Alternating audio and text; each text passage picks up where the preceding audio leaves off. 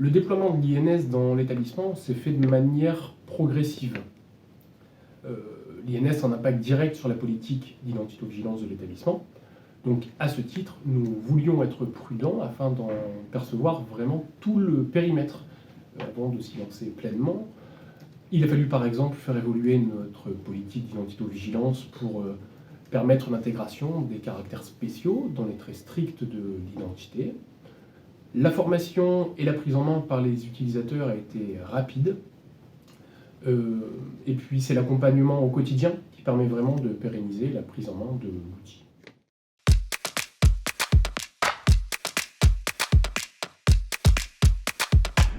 Pour le versant administratif, l'impact a surtout été très bénéfique à mon sens.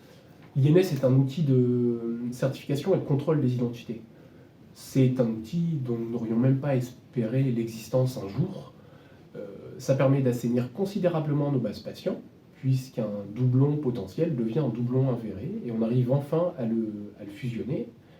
Et puis un autre grand gagnant, c'est le patient, puisque lorsque nous qualifions l'INS d'un patient dans notre établissement, tous les documents le concernant sont automatiquement diffusés sur des outils de partage, comme Mon Espace Santé ou Prédis. Et ça, à l'heure de la digitalisation, c'est un vrai confort pour l'usager.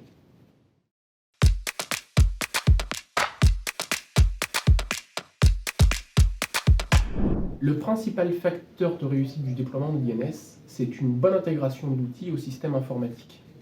Une utilisation simple et rapide de l'outil va permettre une bonne adhésion des équipes administratives. Et c'est cette adhésion qui va permettre une montée en puissance de la production. Ça va bien sûr de pair avec une bonne connaissance de la politique d'identité-vigilance de l'établissement par les équipes administratives.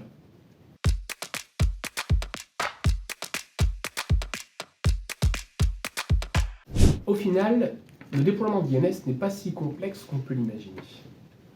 L'INS fait bien sûr évoluer nos manières de travailler, donc il faut y faire coordonner notre charte et nos procédures d'identité-vigilance.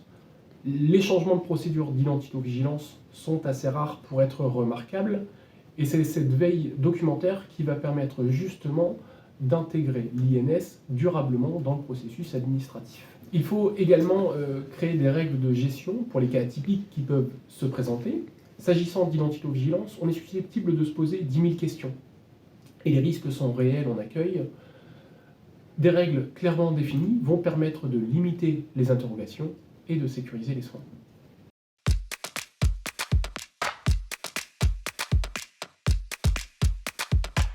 Les identités sont qualifiées lors de l'accueil du patient, uniquement présentiel et sur présentation d'une pièce d'identité validante. Les pièces d'identité sont automatiquement scannées au dossier administratif du patient, respectant bien sûr le cahier des charges Ségur. Le scan de la pièce d'identité est important puisque lorsque nous qualifions l'INS d'un patient, les traits stricts de son identité sont verrouillés. Ainsi, en cas de question, en cas de doute, il est important d'avoir une pièce opposable au dossier. Les cas atypiques sont traités par notre cellule d'identité-vigilance. Donc, tous les documents nécessaires sont transmis au service, qui a une conduite à tenir complète et précise, qui a été délivrée par le GRIV. Les cas atypiques demandent souvent des recherches, c'est pour cette raison que ça ne peut pas incomber à l'accueil.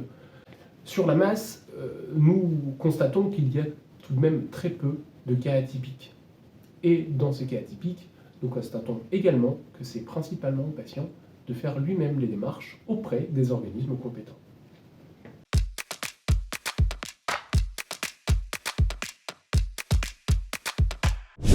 La toute prochaine étape, c'est de déployer l'INS sur certains points d'accueil décentralisés qui n'y sont pas encore initiés, principalement pour des raisons techniques et matérielles.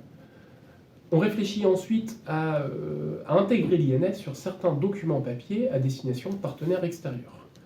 On limite en tant que possible le papier, on est parfois contraint.